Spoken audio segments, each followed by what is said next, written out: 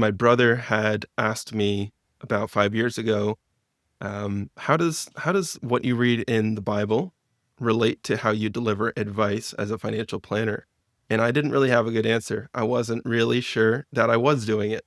And that kind of bothered me because I was going to church every Sunday and reading the Bible, and I just totally missed it. But it's actually everywhere. And so as I started to explore that, there were some certain themes and convictions that I started to build. Things like, it's not really my resources or my life. Like God created me and he has, first say on how I use the things that he's entrusted to me. So as you start to explore that, I realized that I was spending most of the money that I had on my own life, building the things that I wanted, buying the things that I wanted, and I wasn't spending any time asking God how he wanted me to use the resources that he has given me. So that led to what we call a financial finish line, which is really answering the question, how much is enough? So I could imagine, I know how much I earn in a year. How much of that am I spending on myself? And how much of that is available for God to direct how I would use it on others, serving others and building new things like compound impact. So we set a financial finish line, and pretty much immediately it changed the way that I saw money and how I was going to use my career.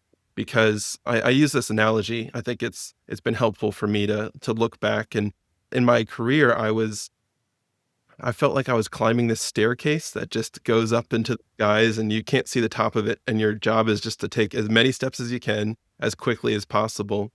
But when I set a financial finish line, it actually defined where the top of the staircase was. And so I was able to plan and say, oh, you know what? I do have enough. I earn enough for the lifestyle that I live, and there's a little bit of margin there. How would I use that? And that actually created just more capacity for me to give to things that God was leading me to. And that totally transformed the way that I saw my career. It wasn't, I only have so many working years to earn as much as I can. Instead, it was, I'm doing well. I've got what I need, and I actually have growing capacity to enter into other things. And so as a result of that transformation, my brother and I said, we gotta start telling other people about this. Discovered that this was not a new concept. People have been doing this for a long, long time. So Mm. we are just spreading the message that other people have been talking about for some time. But the Finish Line podcast is where we highlight stories of some of those same people. Okay, that's really brilliant and great to hear. I guess just looking at specifically the finish line pledge, what are some of the challenges you think that other people could face when trying to commit to this?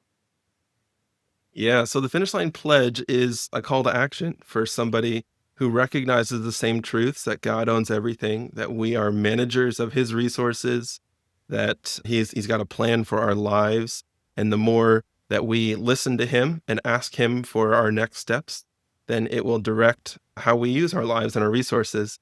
And I think there are a couple different types of obstacles that I faced that other people may face when thinking about answering that question, how much is enough?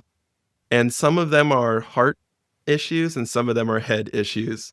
Okay. So there's the heart issues, which is really, I'm not ready to lay down my plan for my life. And this was my biggest struggle. I spent months reflecting and praying on, I already have it all planned out. I know what I Mm, want. I know what a good life looks like. And mm, I don't want to put that away and walk away from it because it sounded really attractive. It was something I yeah. designed for myself, but God had something better for me that I never could have planned or imagined. And as I have realized that, it just reinforces that truth. So there's the heart issue of surrender, but then there's also the head issue. If your heart does desire to live in alignment with God's will, and wealth can be used as a tool, but also can serve as a distraction if we let it become an idol in our life. Um, there's the actual how.